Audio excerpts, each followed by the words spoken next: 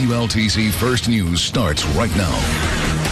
Happy Independence Day. Good evening. Thanks for joining us tonight. I'm Don Hammond. Our big story for you, Independence Day celebrations in full swing across the Chattahoochee Valley. Fireworks are often the main attraction in the evening, as you know, but during the day, some families flock to Freedom Fest at the National Infantry Museum just off post at Fort Benning, right where I was not long ago. Fear of the heat could not compete with the fun of Freedom Fest at the National Infantry Museum and Soldier Center. Dress fun! Freedom Fest 2018, just beyond the Fort Benning Gate, officially fires off with help from a piece of Civil War artillery. Fire!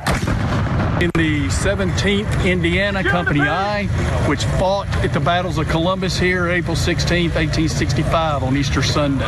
Here, and then we also do a Confederate contingent, which is the 9th Georgia Company C, which was mustered here in Muskogee County. They were called the Columbus Rebels. They fought in the Army in Northern Virginia under Lee. Fire! Patriotic parents with kids in tow see and hear how heroes fought for freedom and the rights we all enjoy. You got some of your family members looking at some of those that equipment over there, huh? I bring my grandchildren out to make sure they know what they are benefiting from the soldiers that went before them.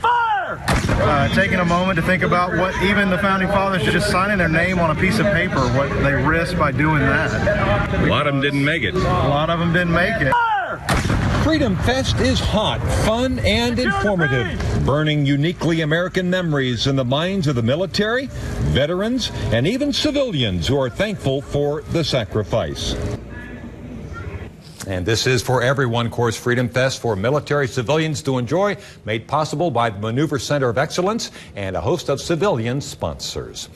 Now, meantime, on the Alabama side of the Chattahoochee, there are plenty of festivities going on as well. An event for the Holy Trinity Church of Fort Mitchell celebrating a reunion there today. This event includes all past members and groups, with people coming in from various states to celebrate. There will be dancing at the church until 8 o'clock tonight. So check out the conversation about this big story and others on our Facebook page. Just like our page at WLTZ First News. Go there, share some stories, and comment about the big stories you care about. And time now to check the first forecast with Chief Meteorologist Jim Kosek. Jim? Hey, still plenty of time for everyone to get outside and enjoy what the Mother Nature is offering us, even though there are some hit-miss thunderstorms. I think most fireworks displays will go off without a hitch, but there's always that little rogue thunderstorm that we got to keep tabs on. That's what our WLTZ First Look Doppler radar is all about. Not much happening up the road toward Chambers County. You just see a little bit of shower activity moving east to west. Similar bet as you come on in through portions of Talbot County. Very thin coverage to the wet weather. If there's any thunder and lightning outside, that's either side of the hooch right there, getting away from Stewart County and through northern portions of Quitman County and Barber County, the northern flank of it. And our future WLTZ Doppler radar shows that the coverage area to thunderstorms will continue to be thin. There's a look at the 9 o'clock time frame, the 11 o'clock time frame, and then certainly drier shortly thereafter. So I want to list off just a partial list for fireworks in LaGrange at Boyd Park, as well as Pine Road Park, Phoenix City Amphitheater, Don, Uptown's Lake in Talbot County, Callaway Gardens, Sanford Stadium, and the Florence Marina State Park, all with fireworks this evening. Fireworks big time tonight. It is the 4th of July, anyway. All right. Thank you, Jim. Get the latest forecast update. Even watch our newscasts streaming live on your phone or your tablet. Just download our app from the App Store. And with that in mind, the loud noises during the 4th of July celebrations can frighten pets. And every year, pets do run away and end up at a shelter or worse. Marlena Mumo offers some tips to keep your pet safe and calm during the Independence Day celebrations and what to do if your pet does end up running away. While 4th of July is great fun for most of us, the loud explosions from fireworks can frighten our pets. Pets, as most people know, are typically terrified of fireworks. These are big, loud noises that animals do not understand what's going on.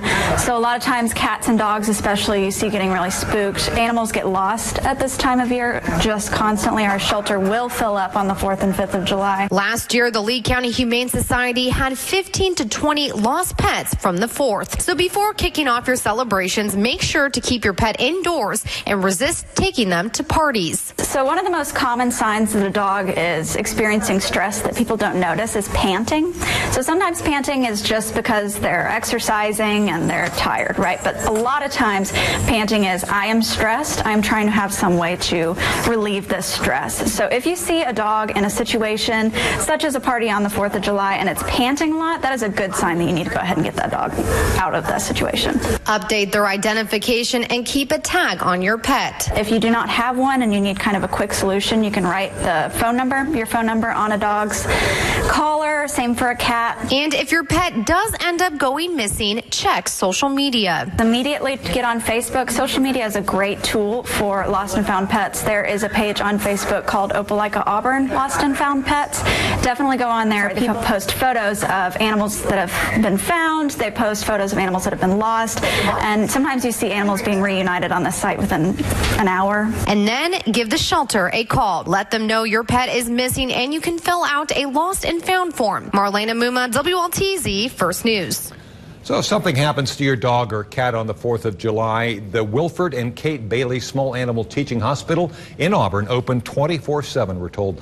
More facts now to remember about this. Even if your pet doesn't seem to mind fireworks, they can still harm them. Avoid potential burns, injuries, or ingestion by keeping your pets away from that. Horses get spooked during this time as well. Braid and ID tag into their mane in case they do run away. The idea is to keep dogs out of the shelter for a few days while it fills up with runaway pets. Over the next few days, please, some experts are asking to please foster pets if you do have the time. Also in the news, Roswell, Georgia police say a Georgia teen with a disability is dead after an accidental shooting. Yesterday, officers arrived at Mountain Motorsports to find a man in his late teens dead from a gunshot wound. Police say a group of disabled boys in their late teens were left in a car outside the business while an adult went inside. One of the teens was handling a gun left inside a vehicle, shot another one of the teens, killing him. A 63-year-old man not connected to the group was hit in the hand. Also, he was taken to the hospital for treatment. And a veteran who set himself on fire in Atlanta last week has passed away.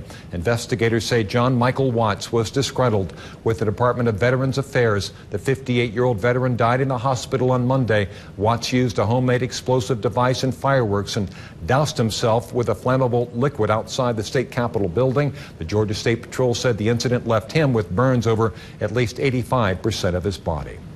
In Atlanta, police now searching for answers after finding a married couple strangled in their half-burned home. Carl Willis reports.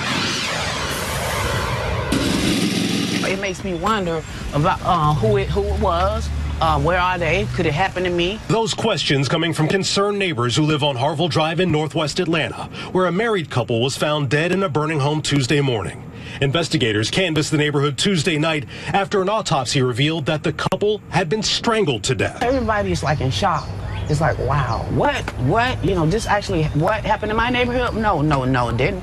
The damage caused by the fire only adds to the mystery in the death of the 67-year-old man and 65-year-old woman. It also clouds the evidence, or at least what's left of it. We don't know whether the fire started as a result of a struggle or whether the fire was intentionally set. APD Homicide is leading the investigation, but working closely with arson investigators. Unfortunately, because of the fire, over 50% of that structure was damaged. So right now, we can't determine whether someone forced entry into that house or someone that they led into that location. The victim's son told Channel 2 Action News that his mother and stepfather were separated but working to reconcile and had only lived together in the house for a few months. Police are now calling on the public for any insight into the deaths, and neighbors tell me they also need to know. Like right now, today, what is the real truth? But the truth is going to be told. As Carl Willis reporting now, investigators say they're searching not only for clues, but some witnesses as well. Columbus police arrested a man for sexual assault yesterday. 58-year-old Michael David Winslet arrested yesterday, charged with felony rape. He is scheduled to appear in Recorder's Court tomorrow afternoon. Gas prices continuing to steadily rise. Coming up, we'll tell you how this may impact your holiday weekend. And what about the thunderstorm trend, not just this evening for fireworks displays, but as we go through the next couple of days? I tell you what, this weekend's going to feature a doozy. You want to stick around for more information on that and when the July heat gets cranked up a few more notches. And keep up on all the breaking news and severe weather out there. Follow us on Twitter. Our handle is at WLTZ First News. You're watching WLTZ First News with Don Hammond, weather with Chief Meteorologist Jim Kosek, and sports with Brooke Kirchhofer. WLTZ First News continues in high definition. Welcome back. The national average price for a gallon of unleaded gas, about $2.86 right now. AAA reporting that that's 63 cents higher than a year ago. The price spike since last year likely to cause drivers about $1 billion in extra gas spending over the usual 4-day travel period. And that's combined, of course. Meanwhile, Delta warned investors Tuesday the airline paid more than for fuel during its second quarter than in the previous quarter. Strong demand for travel has allowed airlines to raise fares, though, limiting their fuel hit. And now the FAA is saying it won't order airlines to stop shrinking seat size. The FAA says these videos prove planes can be evacuated quickly, and the agency doesn't need to regulate airline leg room and seat size. The tests meant to show every passenger can get out of a plane within 90 seconds. From the miracle on the Hudson to a fiery explosion in Chicago in 2016 to a crash in Denver, passengers have gotten out alive. And a code red heat alert issued right in the middle of a popular Atlanta road race today. An estimated 60,000 runners and walkers were expected to take part in the 49th annual AJC Peachtree Road Race, an Atlanta 4th of July tradition course in Atlanta. Organizers started the 10-kilometer race at 7 in the morning to try to beat the heat, but around 9 o'clock, the heat and high humidity caught up with them, causing the track club to issue this red alert. Joggers were told to slow down and hydrate and consider stopping if needed. No emergencies, though, were reported. An annual hot dog eating contest, a huge event for some people that are hungry. Straight ahead, we'll take you to the results. And that heat index in excess of 90 degrees yet again, but no triple digits showing up on the map. So at least we're escaping the worst of summer until...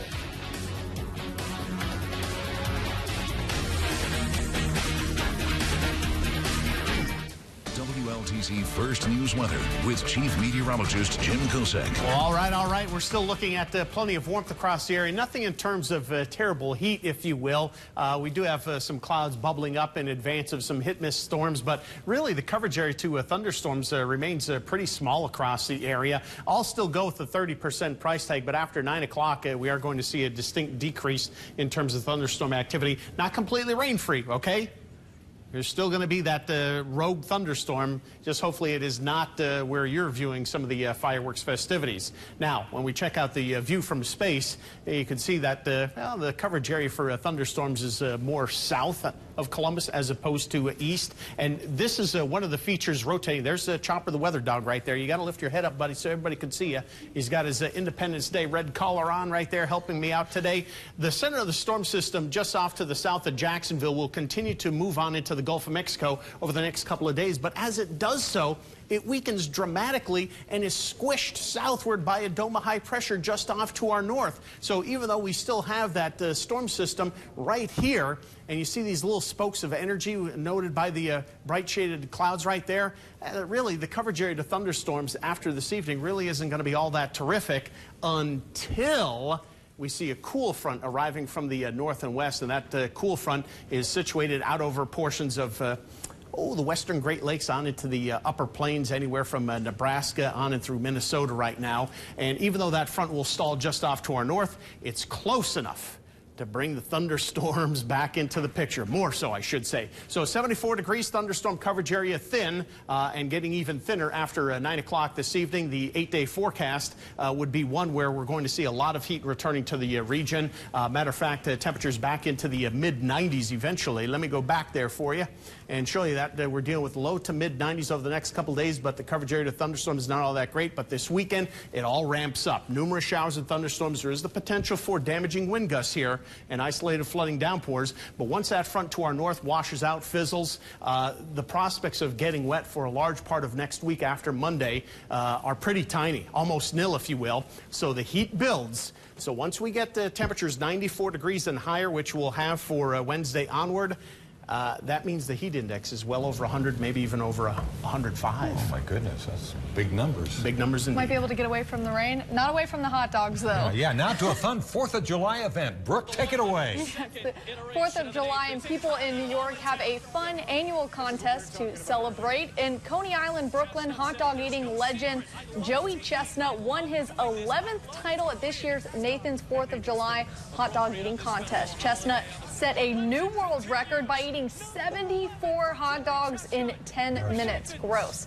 Chestnut won 8 Nathan's hot dog contests in a row from 2007 to 2014, and he holds nearly 4 dozen other competitive eating records.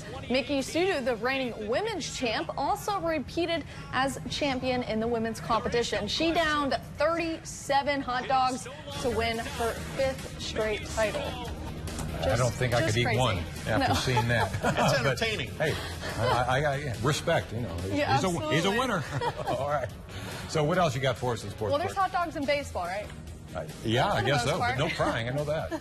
Well, the Braves are spending their 4th of July up in New York, looking to close out the series against the Yankees with a win. I'll have more on that coming up in sports.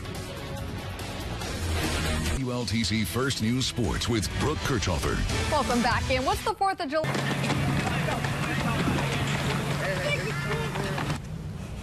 So the competition this Thursday in Rome, yes. Georgia. Good deal. All right. Thank you, Brooke. Well, Jim, what do you got for us? Well, we're going to be able to give away an umbrella, and, it's out in Columbus, Georgia, to Stephanie Jones. So congratulations. Check your email to find out how to claim your prize. WLTC First News continues in high definition. And finally today, a local organization helping reunite 5 baby birds of prey with their parents. These birds left homeless when their nest was accidentally cut down. Their nest was discovered by a tree company taking down a row of old pine trees in Narragansett, Rhode Island. Now, workers carefully lowered the hawks to the ground. Of course, it cost the Wildlife Center, they say, about $400 just to feed the hawks so far. I'm not sure what kind of hawks they are, but let's just pretend they're bald eagles, but cute probably ones. not. But it is Independence Day, of course. Yeah, thunderstorm on the prowl throughout the course of the evening hours, but not much coverage tomorrow, more so over the weekend. Good deal. All right, thank you, Jim. Thanks for joining us right here on July 4th. NBC Nightly News up next. Have yourself a wonderful Independence Day. Bye, guys.